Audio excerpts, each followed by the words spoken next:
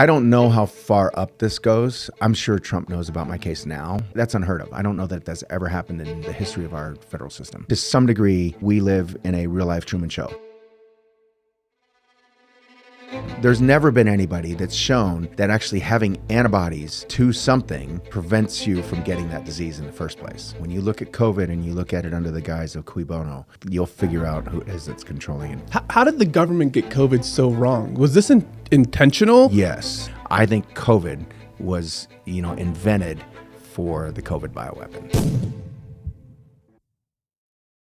You're a successful doctor. Life's going well. Day-to-day is normal. COVID hits. And on the back end of that, you find yourself in a fight for your life, 35 years behind bars, potentially found guilty. What happened to take your normal life and get you to a point that you're looking at 35 years in prison? Yeah. So I went from, like you said, just being a regular guy, plastic surgeon operating 2 days a week, seeing clinic 2 or 3 days a week, to shutting down my office because I thought this virus was a bad thing. And within 36, 48 hours, completely doing a 180, wanting to open back up and realizing how much of a fraud it was. Literally, March of 2020, it's March 17th. Everything shuts down, the NBA shuts down, and you're like, shut down the office. Right. Okay. Kids are already out of school. So the schools shut down, send my kids home. Businesses were starting to shut down. Things were already shut in New York, some in California. Italy was already kind of clamped down. Spain was the same. All that stuff was going on. You're seeing people keel over in China, all these videos that you're seeing. You see satellite shots of supposedly these crematoriums that are running 24/7 from all the dead bodies and all that stuff, right? That's what I had. So spring comes around of 2020, winter, winter, spring, or, first part of the year, first 3-4 months. And that's all I'm listening to. And so I'm just kind of like, but I don't have time to go home and read and study and look up journals and articles and everything else. Yeah. So March 17th, which is Tuesday, I got home. I operate Tuesday, Thursday. I got home Tuesday afternoon. I don't know what it was that I specifically saw, but I saw something. I called my office manager. I said, Heather, let's just shut down. I can't get sick. I'm raising my kids alone. And I can't bring this stuff home, whatever it is. Yeah. And then by Thursday, I was like, I was calling her saying, hey, can we reschedule my cases and put everybody, but by that time, Utah was already talking about shutting down. Yeah. And I think, I don't know how you do it. A scheduled shutdown. Yeah, right. So they put it on the schedule that, okay, starting Monday. Yes. Right, Yeah. The virus really is going to be really dangerous. Okay. Okay. So it's going to get more dangerous over the weekend. So you better get ready. That's right. Okay. But 8:00 Monday morning, we're shutting down. Walk me through that 2-day period, because I remember that March 17th, March 18th, when I'm watching the world shutting down. I've got a little kid at the time. My wife and I are taking turns going to the store to buy like rice and beans. And, we're worried about the world's going to fall. Right. And then we're taking our clothes off in the garage because we're terrified to bring in this virus from the outside. Right. So people mass washing hysteria. their mail. Yeah, right. Wiping the packages off. Yeah. Can't find Clorox anywhere. Everyone's trying to find those Lysol wipes. What was that 48-hour period like for you that got you from, I assume, joining us in the mass hysteria to, hey, let's get those surgeries scheduled again? Right. So all it was for me was really going back and looking at microbiology and looking at viruses, bacteria, kind of transmission, and just looking back at the medicine side, the medical side of it. Okay, what's happening here? What is it that's going on? And reading about kind of microbiology, viral transmission, all of those kinds of things. And I just realized that it just doesn't happen this way. Yeah.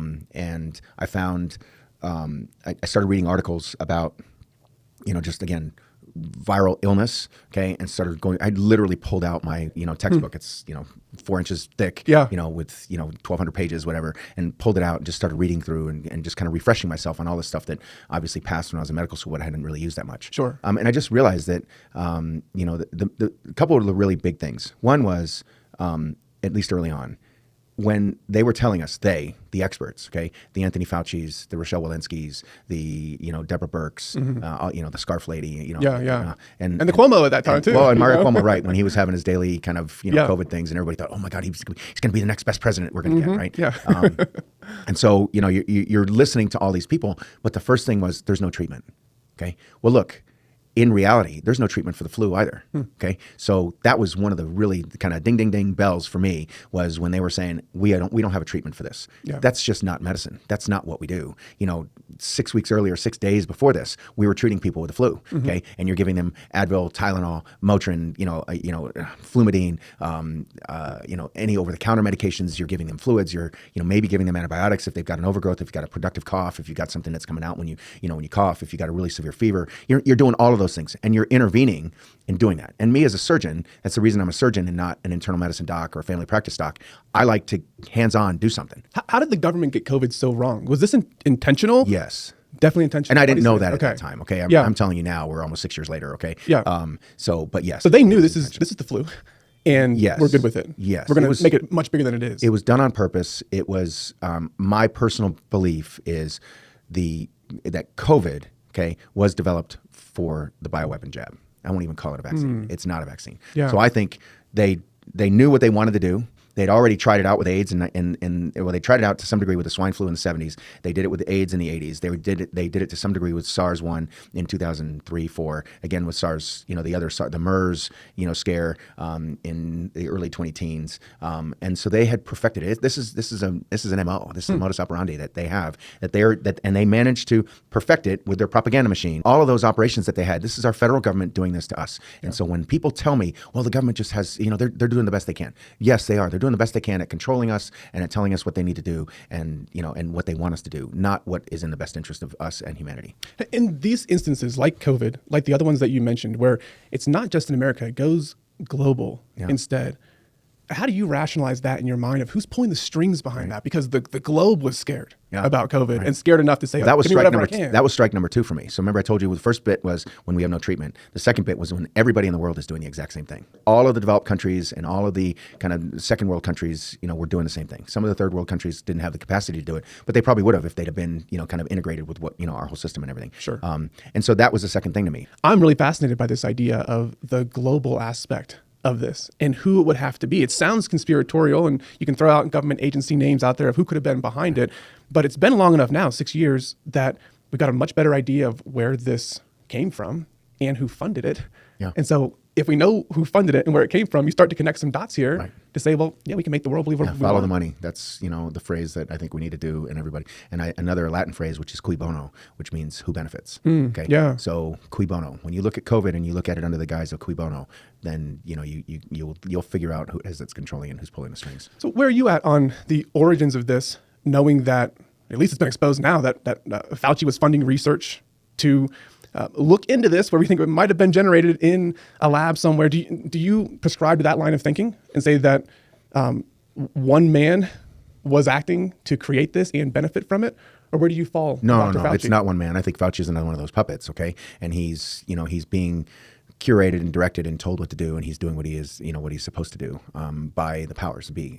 I don't know who they are. Again, and again, I don't know that it's one person, okay, necessarily. I doubt it, okay, but it's a council or a group or or something. I mean, there's dozens of them, right? There's the WEF, there's the Council of 300, there's the Rome, the Council of Rome. You name it, okay? They're all out there, and the UN is probably part of it. Certainly the WHO is part of it. And it's this whole control grid that's out there to try to get humanity under control. And I wonder if we'll ever know the real story of who decided this was going to happen, how much of it was by chance and someone just saying, okay, well, if this is happening, let's take advantage. I don't believe in coincidences, especially when it comes to things that are global like this. Okay, but you saw through this in 48 hours. As someone who knows how to learn, because you went to school for a long time to teach yourself how to learn, to pull the textbooks out, and you're looking through and realizing, okay, this whole COVID thing is an absolute fraud. Right. Why didn't more doctors see COVID for what it was as fast as you did? That's the $1 million question, okay? I personally believe that, again, to some degree, we live in a real life Truman Show. I think that everything that's happening right now has been planned. And, years in my conversation is not planned per se, okay? But the global aspect of all this has been something that's been in the works for a very, very long time. Doctors are generally good people. Yeah. They're generally smart people. Right. They're extremely well educated. And looking back on it now as a layperson who's not medical, it's easy for me to say it's obvious. Right. But you're saying it was obvious 48 hours into it. Are we just to assume that the doctors just didn't look into it? We've been taught what to think, not how to think. Okay. And it happens right from the get-go, right from the time that you send your kids to preschool, the time that you send your kids to elementary school. The kids are taught basically, this is how the world is. This is what you're supposed to think. This is what you are to think. And if you stray outside of that, they're going to reel you back in. Medicine now, so anybody who's graduated probably since 2000, it's a very algorithmic, paradigm, meaning, you have somebody that's got abdominal pain, and then you look at that, okay, abdominal pain. Well, it could be these 8 things. And you go through those, and you check one that you think that it is, and then you go down that, and you just follow this, course. And I think that most doctors are trained and taught that way. And especially if you're within the system, then you're kind of stuck to think that way because you're not going to get paid. You're going to lose your livelihood. You're going to lose your, reputation. You're going to not be able to, put your kids to school. You're not going to be able to buy a car, afford your house and everything else. No. And when you say doctors within the system, you're talking about the insurance and that's system, 92% of them, yeah. or more. Okay. Yeah. I mean, so they're kind of, because they're beholden to that system, if they stray too far outside of it, they're going to lose their hospital privileges like it happened to me. You're going to lose your board certification like it would happen to me. You're going to lose your ability to make a living because these people are dependent on that system to make a living. Where does the education begin? Where are they training doctors that if you go off the beaten path,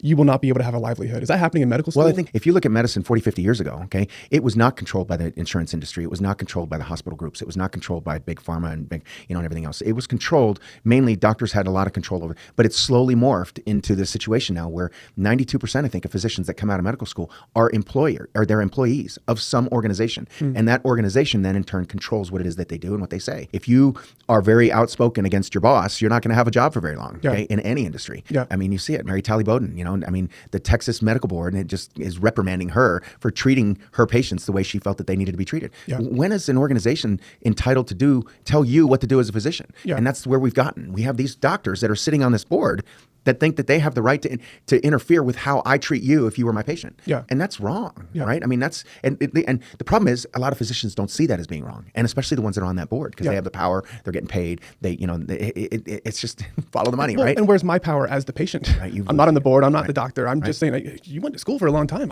Right. How am I supposed to know if the doctor's telling me what he's been told to tell me, Right. or if it's what's actually good for my health?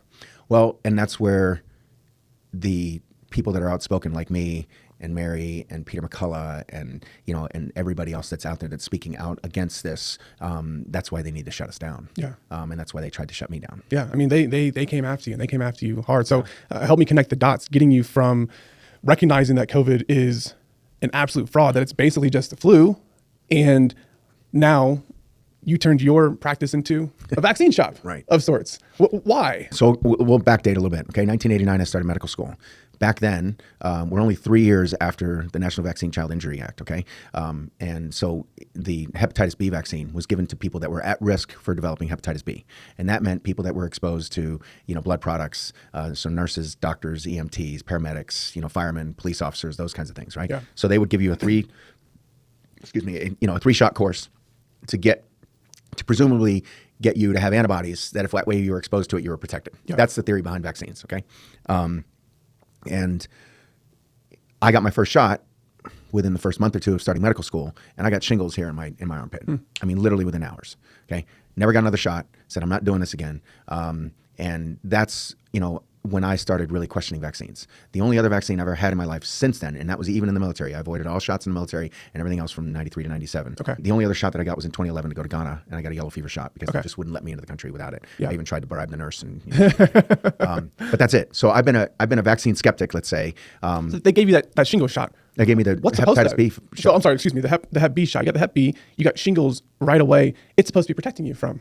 Well, it's supposed to be right? protecting me from hepatitis B, okay? But what it does to your system is something completely different. As a matter of fact, the theory behind vaccines, okay, is I give you a portion of the bad disease, okay, that we have isolated and we've figured out what it is. Yeah. We've purified it. We're going to give you this, and then we're going to inject it into your body, okay, to try to mimic your body's response should you get the disease in the first place. So therefore, now your body is primed, okay, against getting that disease. Or if you were exposed to that, your body is better able to fight it. That's the idea behind vaccines, Yeah. okay, and immunizations. There's never been anybody that's shown that actually having antibodies to something, okay, actually prevents you from getting that disease in the first place, okay? Interesting. So The layman's understanding is that, hey, you get the vaccine, you are now protected from correct. that thing the vaccine and you're is not for. going to transmit it to anybody. Right? Okay. Those are the two things about vaccines, okay, is that you're going to be somewhat protected. So you're not going to get the disease as bad as if you would if you're primarily exposed to it the first time. And you're not going to transmit it to anybody else. Yeah. Those are the two things about vaccines. That's why, and to me, that's why I don't understand the concept of the anti-vaxxer, because you're vaccinated, Yeah. okay, you've been treated, now you are protected. Why are you worried about me? Yeah. Okay. Why do you care about If what they I work. do? If you're exactly right. And so then they'll say, well, there's some people that just don't get the protection. Well, okay, some people don't get that protection, but there's going to be some people that get the vaccine that then are going to transmit it too, and then some. So anyway, there's all kinds of what ifs in that scenario. Okay, and look, we can get into a whole discussion about whether, first of all, whether vaccines work, and there's a big exposure and a big explosion in whether there's even anything called a virus. Okay, I don't know if you've been down that road, but I haven't. But now I'm interested. Let's isolate it to the COVID one. I remember as soon as the vaccines came out, maybe it's like August, September of 2020. Maybe it was a little bit later than that.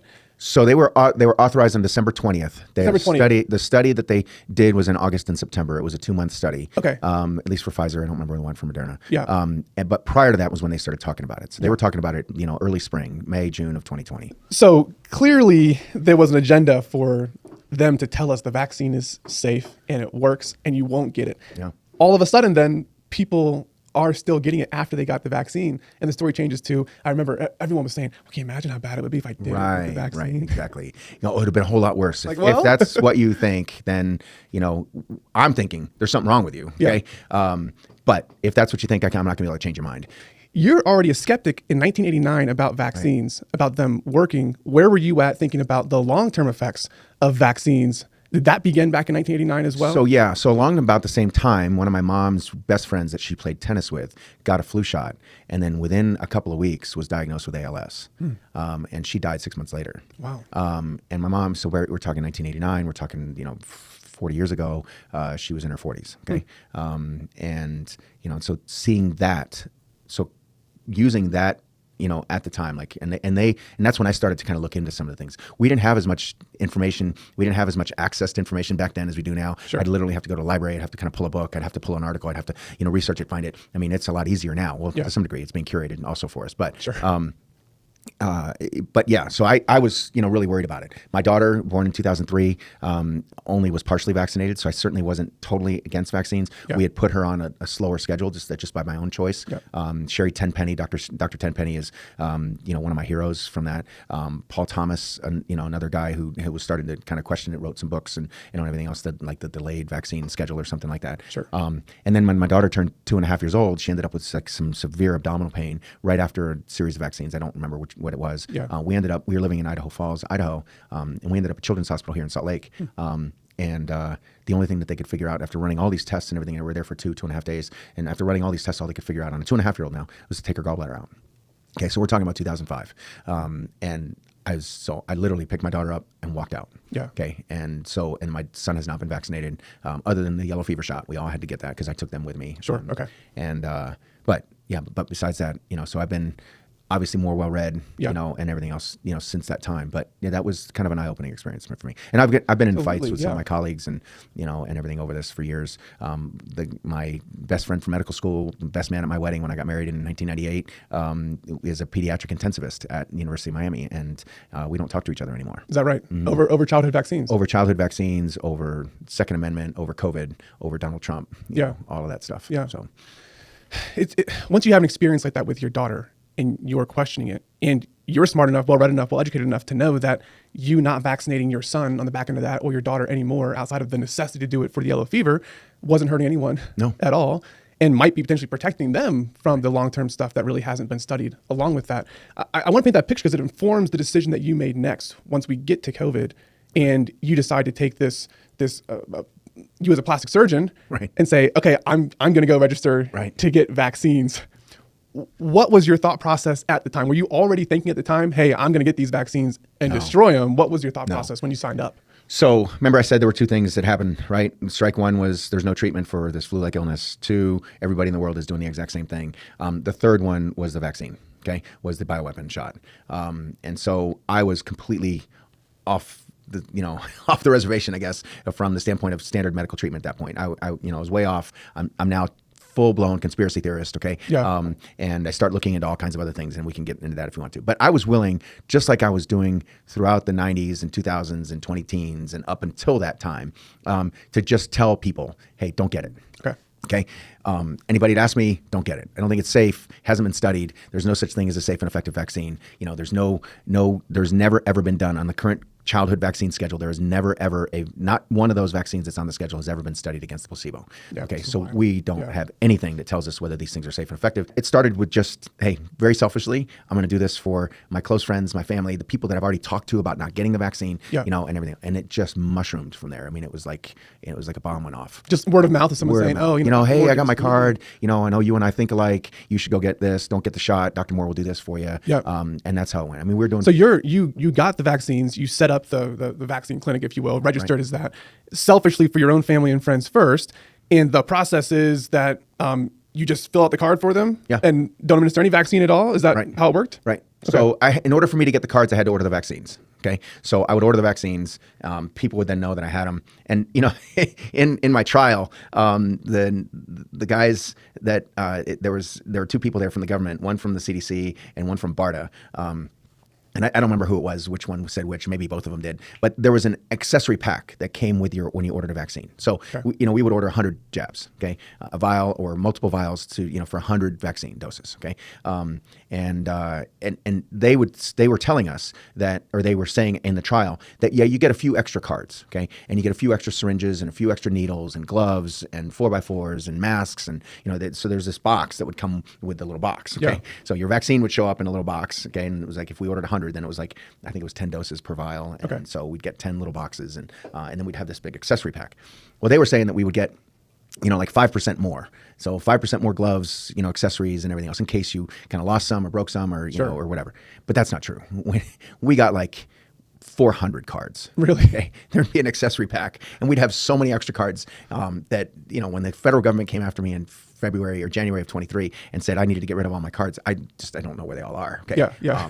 And so, but ultimately, the point being is, initially I get this accessory pack and I have all these cards in there and my friends knew and patients and family and all that stuff knew. And so they would just call me up, say, hey, I need one for me, my wife, and my 3 kids here, text me their date of birth. And I would just have them come in. Okay. Yeah. And they would just show up, never even logged them in as patients, never logged them in anywhere. They just so I did that for about 6 months. And then after that, it was just kind of like, okay, we got to start logging some of this stuff. We got to, get them in because then it started to become, well, we have to register them through the Utah State immunization system. Is this basically the digital version of that card? So right. So then so a lot of people would want to be registered there because a lot of the places that were looking to see whether they'd actually been registered would look online. Okay. And then that information was then transmitted. It's supposed to be de-identified data. So no names or date of birth. So it was just supposed to be sent to the, CDC. Yeah. I doubt that. I'm sure they have all that information and then they just screen it and don't put the names out. And, to some degree, I think the CDC was using that to say, okay, this is the number of people that are vaccinated in this state or this region or, whatever. And so then we just started, when we started having to log that information, then at that point we were just kind of like, okay, we would put a checkbox on the consent form that we had. Do you want to be registered with USIS or do you prefer not to be? Okay. And so they would choose one or the other. And a fair number of them chose that they wanted to be because they could get a replacement card if they lost it. Okay. And then 2, if some organization, like an airline or something like that was looking online, they'd be able to see their name. When did the government start coming after you for faking the vaccines? Well, I found out about it in January of 23. It turns out that they were actually following me from January of 22. So in January of 22, a lady went back to her job and she had been vocally anti-vax, probably like your wife. Okay? Yeah, yes. Never going to do it. Never going to get it. You'll never get me. I'll quit my job before it happens. And she shows up with a COVID card. After having been gone for a weekend or a few days or something, and so then they were like, "Oh, something's off here," and so they called the Utah Health Department, and they said, "Hey, I think you need to look into these people because I don't think that they're giving vaccines," and because this lady, and so they gave that story. So the Utah State Health Department called up the FBI. And said, hey, we think you guys need to do something. So then the FBI ran a sting operation, and they had 2 people come in. They had a girl come in, and then she refers her husband, who was another FBI agent. But in the manual, the operations manual for the Utah Health Department for the CDC, okay, they're supposed to do 2 things. Okay, if they suspect that you are doing something wrong with your vaccine, they're not supposed to deliver any more vaccines to you. Okay, period. Yeah. Okay, that's like step number 1. Or they're supposed to do a site visit to evaluate, hey, what it is that's going on. Well, they did neither of those 2, so they violated their own operations manual. And in hindsight, being 2020. They did that because they wanted to make an example out of us and out of me. All right. They wanted to show this is what's going to happen to you if you go against the narrative, and we're going to use this as an example for any other docs out there that might think that you want to do this. This is what's going to happen to you. So you're giving fake vaccines to people, and it's growing rapidly. It starts off really small. Was there ever a point in your mind as you're going through this fake vaccine process that, hey, I'm going to get caught?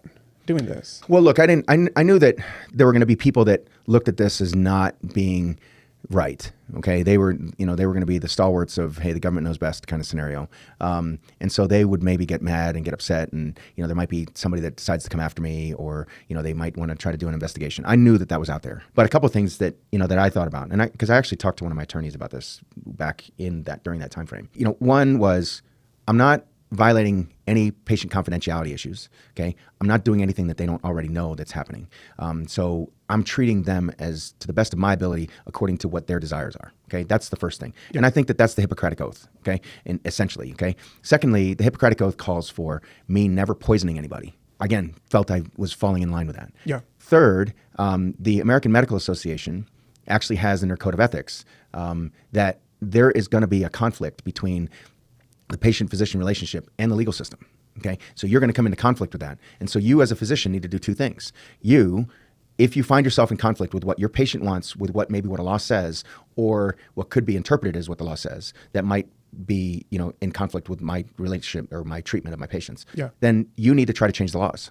Okay. You need to advocate for your own patient privately, not exposing who they are or the treatment that you're providing or not providing, and try to change the laws so that that doesn't happen again. And so I did do that. I went to the Utah State, I went to the House, I went to the Senate, I testified at committee hearings, I helped get laws passed here. The organization that I asked people to donate to was an organization that was organizing that, and was helping fund those efforts to allow that to happen or to make that happen. Yeah. And so I felt like that first criteria that I did that. Yeah. The second part of that code of ethics is, if you cannot solve that problem, you have to take care of the patient to the best of your ability. Okay. So that's the AMA sponsored, published code of ethics. Okay. So I, again, felt like on a medical side, I was pretty strong. The only law on the books are the HIPAA laws. Okay. So privacy laws, meaning that nobody is entitled to demand that you disclose any of your medical conditions to anybody for any reason unless you want to. Okay. So those airline agents that were asking you for their COVID card, or the government, or the grocery clerk, that's asking for you in order to enter in order to buy groceries, or the Uber driver that's saying that you have to, post your COVID card or your COVID vaccine onto the app or show something before you get in the car, that they're actually violating HIPAA laws. Those are federal laws that they can prosecute you for, and they should be prosecuted for. Yeah. Okay. So I knew that was the case. And then the other side of that, the converse of that was, there were no laws for COVID. There are no laws in any state on anywhere that was passed by legislation, signed into law, that you have to get a COVID vaccine. It was all mandates from the government. Okay. The CDC, the mandating agency, their charter, okay, is an advisory agency only. Okay. So there are no laws. I was not violating any laws by doing this. And actually, even when you go back and you look at it, if you look through my medical records, I never said that I gave anybody a COVID card. I just said that they were here for a COVID evaluation, period. So I never even violated the laws of faking medical records. Okay. There's nothing in a chart that says they received this vaccine on this date. Yeah. The only thing that's on there is their card, which is not a medical record, not an official medical record. And it was widely reported and misreported that you were tricking people, and they thought they were getting a COVID vaccine, but you were giving them a saline shot instead. In fact, if you read the criminal complaint, which I know you have, to the listener, if they read the criminal complaint, they make it seem like everyone was getting a shot. Everyone was getting a saline shot. They thought they were getting a COVID shot, and you had tricked them. Right. Were you giving saline shots? So I was giving saline shots to kids, generally under the age of 16, again, at their parents' request. When COVID shots came out, initially, they were adults only, and then they lowered it to like 12 or over 12. I can't remember if it was 13 and over or 12 and over.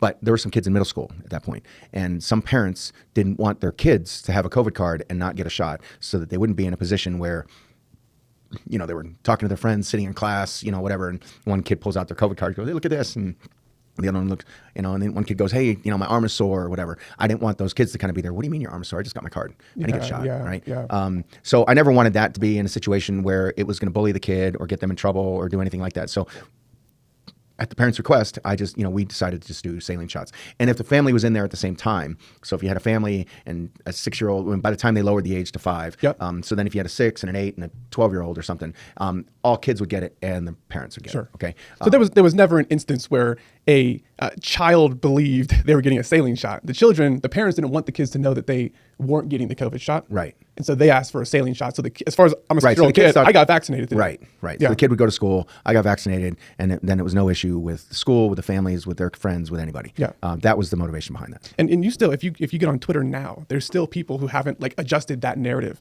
of like, this guy's a criminal. Like he was tricking people and think that they were vaccinated and safe from this terrible, deadly disease. Right. And he was tricking them the whole time. No, we never tricked anybody. Nobody came to me wanting the vaccine. Ever? So you never gave a real vaccine? Never gave a real vaccine. Nobody ever came to me wanting the real vaccine, ever. Yeah. We weren't advertised. Yes, we were probably on the Utah State database as a vaccine clinic. I don't think people were looking on that database to find out where their closest clinic was, because my office is in a very populated part of Salt Lake area. So anybody in the Midvale Sandy area would be able to kind of, if that's what they did. But most of those people were going to their family practice docs, to their pediatricians, to the OBGYNs, those people that already had them anyway. So they weren't looking for a plastic surgeon. Right. So the people that came to me knew exactly what they were getting. Yeah. And your job as a doctor, as a physician, is to keep people healthy. They're coming to you with a specific request of, and you're advising them, this thing can't hurt you. Yeah. So here's an alternative to that. This is, I think, why Pam Bondi later called you the hero that you are, and that you gave people a choice when the government didn't give them a choice. Right. One of the things I find most interesting, and then we're going to jump in talking about your trial, is in the criminal complaint against you. One of the most shocking elements to me is where the government makes the point that, well, nobody had a gun to their head to get this vaccine. They didn't have to do it. Right. So he had no reason to help them away from this mandate, because they're just going to lose their job and their livelihood and the school their kids go to and lose their whole life. But they don't have to do it. They don't have to do it. Like, where else is that true? Like, you can be destitute, living on the streets, your family of 3 kids, no longer having a breadwinner in the family, but you don't, you didn't have to do it. Nobody's forcing you to. Yeah. You know what? And the judge did that. And the judge did that too. So we had a motion to dismiss. Okay. That was filed in the summer of 24, or earlier, spring of 24, but we had a hearing in October. And we made the point that, that this should be dismissed because the CDC doesn't have the ability to force anybody to do this. There's no law, and so therefore we didn't violate any laws. And the judge didn't buy that. But he also did say, nobody's forcing you to do this. And nobody was forcing anybody, and anywhere. You had a choice to not do this, and you chose to break the law, to do this. And again, we made the argument that there are no laws. Yeah. But it just, again, this is where our judicial system, where everything is just so messed up. What does that feel like when you're in that room, this person who in that courtroom is all powerful, right? And they make this claim that it's almost something that you would see like on a comedy somewhere, where you're kind of like, wait, where else in the world would we say that doesn't, you're not mandated to get it. You didn't have to get it, but you could lose your job if you don't do it. Right. You can't fire back with that retort. Or you can't get a medical treatment. I took care of at least a half dozen people that, my very last patient, for transplants. They were taken off the transplant list because they wouldn't get a COVID shot. Yeah. And so you're giving them a death sentence that if you don't get it, you're going to die. Yeah. Okay. Or kidney transplant, you're going to have dialysis 3-4 times a week. Okay. For the rest of your life, you can't go anywhere, can't do anything. You have to live attached to a machine. Okay. Or get this shot, which is potentially going to kill you, give you myocarditis, give you some sort of autoimmune disease. It's crazy to me that we're having this conversation with it. We're a good, a large proportion of our society believes it's okay to shut people down if you don't agree with their speech. Yeah. I mean, I don't understand that. To a layperson who's never been accused in a criminal trial, I would say, I got a right to free speech. I can say whatever I want in this country. Your perspective on that is now different. Right. Well, no, it's even stronger than what it used to be before. I've always been what I call a free speech absolutist. Okay. I mean, I truly don't think that you should be disallowed from saying anything that you ever want at any time ever. Yeah. Okay. And somebody might not like it. And if you yell fire in a crowded theater, like the whole example that everybody always uses, and somebody dies or gets trampled or gets injured, then you're liable for that. Yeah. Okay. I'm not saying that you don't have the liability for having done it. That's it's your action. You caused a reaction which injured or damaged somebody, and everything else. I mean, and that's a common law, kind of foundation, right? We really shouldn't have any laws in this country that do anything to you unless there's an injury. Yeah. In this whole case that the government had against me, who was the injured person? Yeah, there wasn't an injured person. There's no injury, right? So we had a government that's going after me because they claimed that I misused a product that they gave me for free.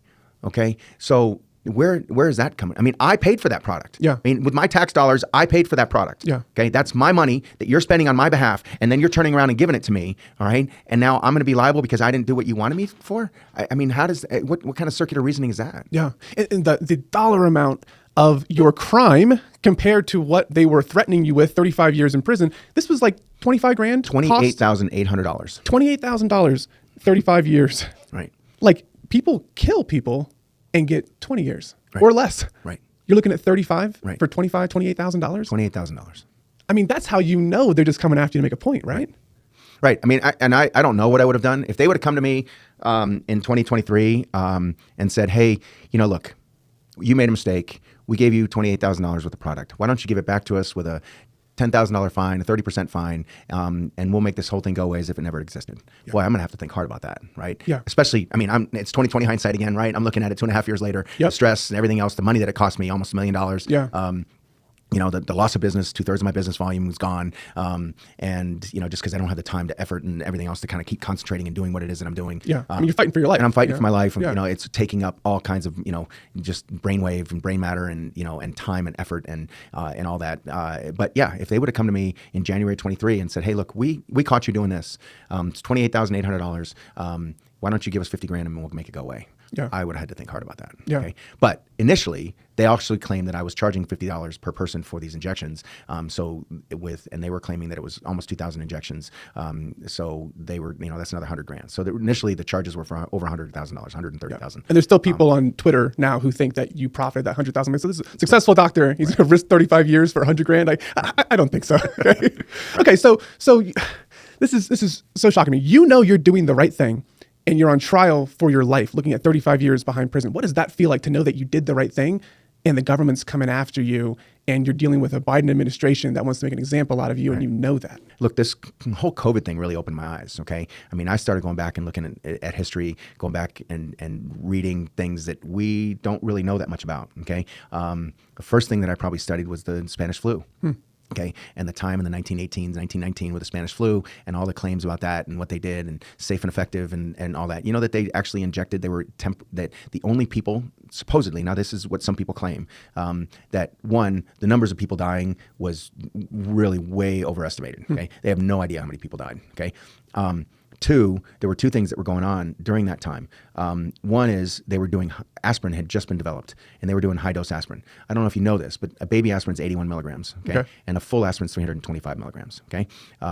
At the time, they were doing 3 to 5 grams of aspirin, okay? So anybody who had a fever, okay, or a little bit of pain, they were giving them 10 times, 15 times the dose that we would give now. Well, what does aspirin do in high doses? Causes you to bleed. And so people were dying from bleeding within their own lungs, okay, from high dose aspirin. That's one thing. And then the second thing is they were experimenting with a meningococcal vaccine. And the meningococcal vaccine, who do they experimented on? The military. Yeah. So in Fort Riley, Kansas, which is where they believe that the quote-unquote Spanish flu started. Okay, it should be the Fort Riley's flu, or the U.S. flu, not the Spanish flu. Those were people that were dying. Okay, and then those people were being sent overseas. But again, whether you believe in transmission or contagion, that type of thing, I don't know. Yeah. But the other thing, along with that, we were sending that meningococcal vaccine over to Europe, and they were injecting it into their military personnel. Okay, so and then some people claim that the mustard gas and all of the kind of chemical warfare that was happening was also a huge contributor to, all of the death and everything else that was happening back at that time. But those aren't things that you read about and that you hear about. Those aren't the public narrative. Those are not the common, mainstream stuff. But if you go back and study that, it's absolutely true. Yeah. So did the Spanish flu even exist? Yeah. Okay. And that study that you went on as this is going on is giving you more resolve. But still, I mean, you've got 2 kids, right? And you're looking at a really long sentence, and you know who's coming after you, and that they're just looking for a conviction. I mean, how do you stay principled? If you're not going to stand on principle and live for what you believe is right, then why are you going to live at all? Yeah. It's a foundational principle, not to bring in, kind of controversial figures, but Candace Owens talks about it all the time. Charlie Kirk used to talk about it all the time, speaking the truth, okay? And living with your truth and your understanding of the truth. But being open-minded enough to be able to kind of well, maybe I was wrong there, and be able to accept that. And that's where we are right now in medicine.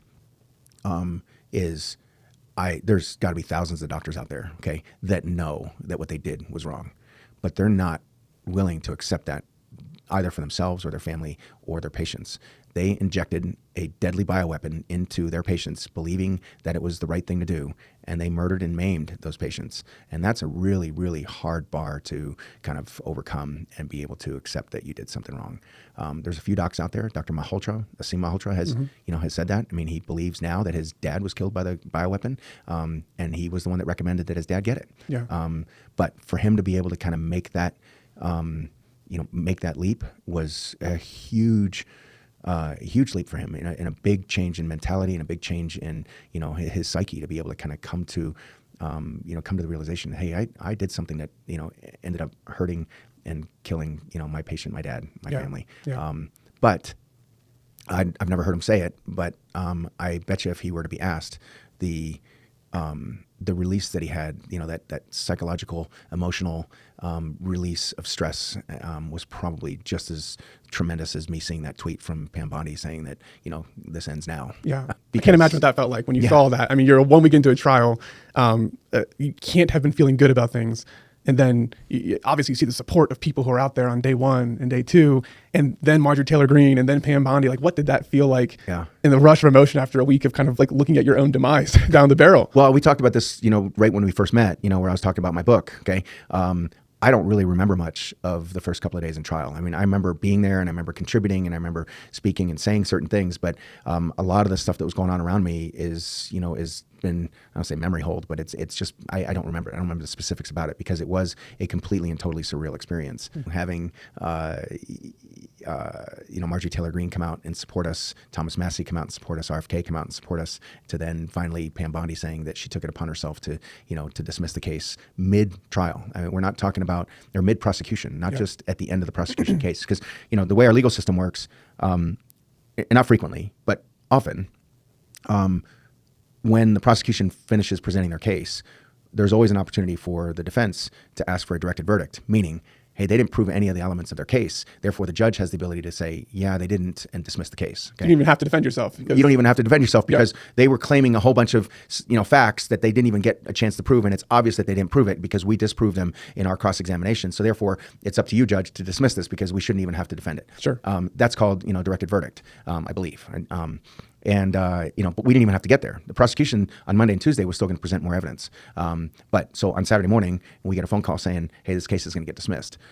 So that's unheard of. I don't know that that's ever happened in the history of our federal system. Yeah. So did you see the tweet first, or did you get a phone call? No, I got a phone call about 3 or 4 hours before that. Yeah. What did that feel like when you hear those words of when my attorney said, hey, put the phone on speaker, I either knew, okay, well, here I go, I'm going back to jail again, okay? And they're trying to get my family ready, or it's going to be good news. And, the next words out of her mouth is the prosecutors got a phone call from the attorney general from the DOJ in DC, and they're going to dismiss your case. Yeah. So, and then she said, by that time, I literally collapsed on the floor. Phone was on speaker on a table. My mom was there. She had already gone downstairs to get my son, because he's a teenage kid, lives in the basement. Okay. Yeah. So she went down there, and then so I was talking to Kathy. And then as I see her coming back up with my son, he's texting on his phone. She says, okay, well, I'll tell you what, we haven't gotten a formal notification of it yet. It's not out public. Let's not make it a big deal. And I look over at my son, and it's kind of like, Kathy, I think we're a little late on that. Yeah. I get goosebumps as you talk about it, because I can just imagine what it must feel like to be looking down the gauntlet at the government against you. And I know you feel so vindicated now. COVID and vaccines should not be a political issue. Mm-mm. But when Trump won in November, what went through your mind? I'm about to stand trial in a couple of months for something that I know he's not really in tune with. In general, I like Donald Trump. Okay. But my personal thing is Donald Trump is one of these, we talked about doctors not being willing to, accept it. That's an ego thing. Right. And you don't get where you are in life without having an ego. You don't get to be president of the United States without having an ego. You don't get to be a billionaire without having an ego. Yeah. And I don't think that Donald Trump was given the right information. He's not a doctor. He's just a layperson. Okay. He's a business guy, very successful business guy. I'm not saying yes or no, but you don't get to that point without having an ego. Look, I'm not a Democrat. I don't like a lot of what RFK's policies would have been kind of coming in, but I very much agreed with him on vaccines. Yeah. And I truly thought that when they joined forces, I mean, in the first Trump administration, he was brought in to form a committee that was going to question vaccines. Okay. RFK was. And then over the course of a few months, that whole thing got completely dismantled and RFK got kicked out. Okay. Again, deep state, probably big. I call them big Harma induced, or big Harma directed. It's crazy to me how much power big Harma has in our world right now. But I think that that's what happened. And then, so we're talking about 2016 to 2020. I don't remember what the dates were, but it was pretty early on in his administration. Yeah. So then when he joins forces with RFK, so RFK on his, when he was running for president as an independent, both as Democrat and then he switched to independent, he was still on that platform for vaccines. And so I thought that there was going to be a little bit of a collaborative effort when in, August of 24, when they kind of joined forces and RFK endorsed him, brings all of his people in. But he was stone cold silent during the whole rest of the election process up through election. And then even after the election and even after Donald Trump won, he still wasn't saying anything. But I thought, hey, eventually he's going to come out and he's going to start speaking out against it. And now we're 10 months in to this administration, and we still have mRNA products that are deadly, that are killing people, killing kids. 6-month-old babies get one. They get it again at 9 months. They get it again a month after that. Or they get it again at 6 months, another month later, and then again at 9 months. They get 3 shots in the first year of their life in something that is never going to affect them, if it even exists. Yeah. Okay. And yet we haven't done anything about it. At some point, you had to be kind of like, hey, what are they waiting for? I mean, well, so Dr. Eitan Haim, okay, he's a general surgeon, trauma surgeon in Houston, Texas. He was chief resident, I believe, at Texas Children's Hospital, and he became a whistleblower and was exposing, because at this time, Texas Children's Hospital was claiming that they were not doing transgender surgeries, so they weren't mutilating kids anymore. Well, he was on a transplant service and was direct witness to what it was that they were doing. Yeah. And so he became a whistleblower, and he spoke up about it. And the DOJ went after him under Biden, and they claimed that he was violating HIPAA laws, privacy laws. He wasn't. None of the information that he exposed had anything to do with private information or personal information. He was just saying they're still doing this surgery. Yeah. Okay, the surgery was done. This is the date that it was done. No names, no information or anything else, but it was being done. Well, the DOJ went after him. His case got dismissed on January 24th. Okay, so the DOJ came out, dismissed his case. Yeah. So I was like, I'd done a podcast with Mary Talley Bowden the day before that, or a few days before that, and I was like, oh, okay, here we go. Mine's coming. Mine's coming. And then next thing you know, nothing happens. We filed a case report through the DOJ, through what's called the Weaponization Work Group. And the Weaponization Work Group was established to reverse decisions or look closely at things where the Biden DOJ was persecuting or falsely prosecuting or fraudulently prosecuting cases that should not have been prosecuted by our federal government. So mostly January 6th. Mostly January 6th guys, right? Yeah. But there was a statement in there that they were going to go after all other cases. So I was like, hey, I'm right here. Yeah. That's my case. That's here's the definition, right? Here's the epitome of what persecution is all about. So we filed that through the DOJ, through the Weaponization Work Group, and it got denied. And in middle of April, we get a note or an email saying that, thanks for applying, but we're not going to intervene. Why would the Trump administration deny your claim that this is basically a political witch hunt against you? Why would they see that differently? I don't know how far up this goes. I'm sure Trump knows about my case now. Yeah. Okay. I don't know that he knew about it in the particulars back then. Yeah. Okay. I personally don't think my case ever made it to committee. I think it was headed off by, before it made it to committee. Once it became extremely high profile, it was cut and dry. Like this thing's going to go away. Right. Man, the number of people inside of our justice system that are going through it that never achieved that level of it being high profile enough. I mean, you can speak to this firsthand now, having gone through it. You're watching somebody else's case get dismissed January 24th. Right. Like high profile enough that was like already on the radar. And then yours takes another 6 months after that. What do you know about our justice system today that would have surprised you 10 years ago? Well, look, you always look at the quote unquote scales of justice, right? And justice is blind, phrases that we bandy about and we throw all over, we keep talking about it. We pride ourselves on it. And we pride ourselves on it, correct. Our government is supposed to be, that's, one of the foundational principles of our government, right? The foundational principle of our, judicial system is that it's blind and that it's fair, okay? I will tell you a couple of, one funny thing. The attorney that prosecuted my case has been a prosecutor for close to 20 years, okay? He's never tried a case before. So that tells you that our justice system, our federal justice system at least, is built upon plea bargains. It's Goliath, okay, coming after David saying, hey, we are going to bury you, all right, in money and finances and loss of reputation and, and the stress and everything else. We are going to do absolutely everything that we can do to just completely bury you. We don't care what the truth is. We don't care about finding out and doing justice. We just want to win. That's what our system is now. Because these people that are in this system are looking for a leg up. So had Todd Boughton won this case, it would have been a huge feather in his cap.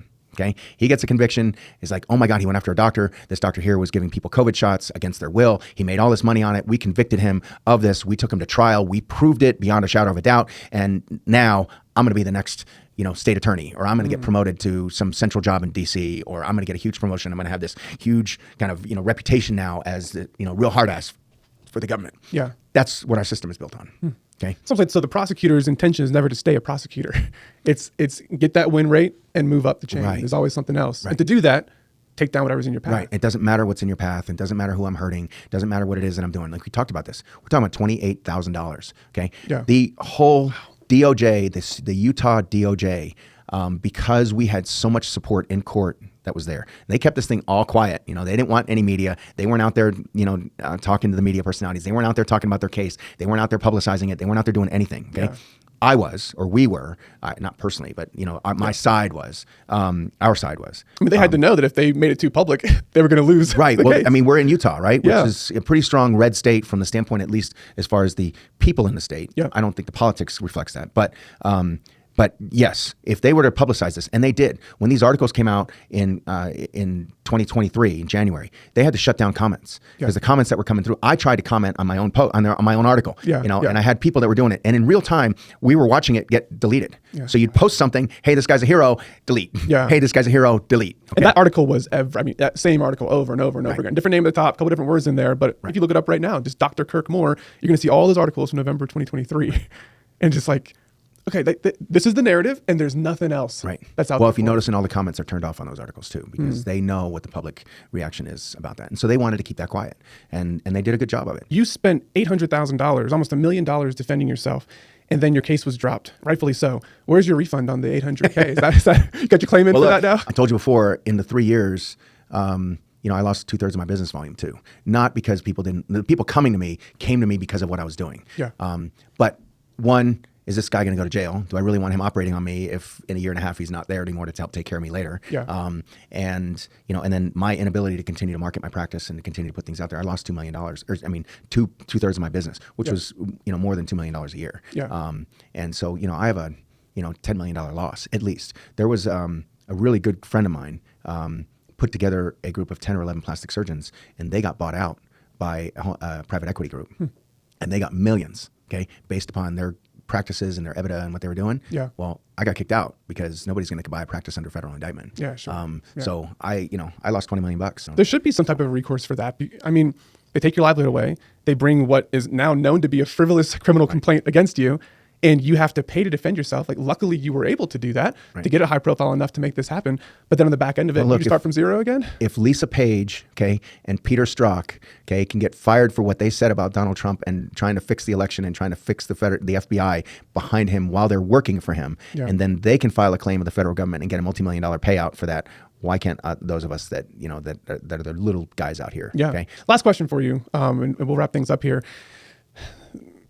For fathers who are out there who aren't as active, and I put myself in the average father category of, well, my wife takes care of the health of the kids. I'm not thinking about it. What does medical leadership look like in the home? What should it look like for fathers who aren't informed about vaccines, who aren't doing the research on the things that you did, but you were trained how to do that? How should fathers be looking at medicine and practice and advice from doctors now to be leaders in their home and to do that adequately? You want the short answer? Sure. Okay. Listen to their wives. Okay. I think the women will love to hear that one. So. Yeah, but I think it's in large measure it's true. It depends a lot on what your wife does, and I'm not talking about your particular wife. It depends on what the wives are doing. If they're also kind of working 40, 50 hours a week and in the workforce, and maybe don't have the time to research those things and get out there. If you have a nanny that's taking care of your kids because your wife is working, then maybe not so much. But I'll tell you, there's a difference between men and women that. Goes back to men are from, Venus and women are from Mars. Okay. Yeah.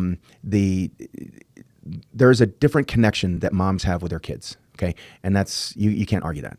And I'm not saying that dads can't have that same connection. Well, they can't have that same connection, but they can't be more involved in their kids' lives. Okay. Yeah. I'm not, but there's an intuition with women in general that we can't mimic. So in large measure, I think we need to defer to the women in that, from that, at least from that intuition standpoint. Yeah. They're the ones that see the kids every day. They're the ones that interact with them. They're the ones that are changing the diapers 4 times a day. You might do it once. They're the ones that, kind of are involved with them, hear them speak their first few words, watch them fall and watch them trip over the couch and over the rug and do all those things when you're at work. Mm-hmm. Okay. So they have a different evaluation of all that. And they see what things do to their kids. They see what happens when a kid has too much sugar. They see what happens when the kid tries to, swallow something that they shouldn't have in their mouth. So, so we have to defer to that, I think, in large measure. Okay. What do we do? I think that we have to take an interest in medicine. I think, the one question that you should ask your pediatrician or family practice doc, okay, or even your OBGYN as a pregnant woman or somebody who's going in for, either menstrual problems or, women's issues, that if they're recommending a vaccine, that they should be able to list to you what the ingredients of that vaccine are. And if they can't list what those ingredients are, then you should find a different doctor. Yeah. Okay. And I think that that's where we are in medicine right now is we can't rely on what we thought were our experts because those experts have abdicated that responsibility in large measure. Well, I want to thank you for standing up for what you knew was right, even in the face of harm to yourself and to your family. And I believe that you did the right thing. You've been vindicated for that, and rightfully so. And to the Twitterverse of people out there that are still split 60-40, 60 probably against you, of the loud voices, and the 40 who are really happy about how this has played out, and the conversation now that you get to start as a part of this to tell your story, right, and then to be able to add some impact behind this of the conversation around doctors and big pharma and the rest of that. I'm excited for the work you're going to do in the future, and I'm glad that you're speaking out about this now. So thank you for sitting down with us here today. Certainly enlightening to me to hear more of the story and the why behind it too, and unpack that a little bit. But I know it's going to be a help to a lot of people as well. So okay. Well, I hope so. I mean, that's my goal and objective now is to get the word out more about, certainly the mRNA, technology and how fake and fraudulent it is and how it's been built on a totally fraudulent foundation. And then the same thing with vaccines. So that's where my work is going towards now, is doing as much as I can to expose the fraud and the deceit that's underlying in our whole system of vaccines. Yep. So, and we'll put all your social links down in the bottom of this video too, so people can find you and interact with you on top of that too. I suspect by the time this episode comes out, you'll have a book on the way, a schedule on the way, and so they'll be able to find more about Dr. Kirk Moore. So. Okay. Well, I appreciate it. Thanks for having me, man. Yeah, thank you.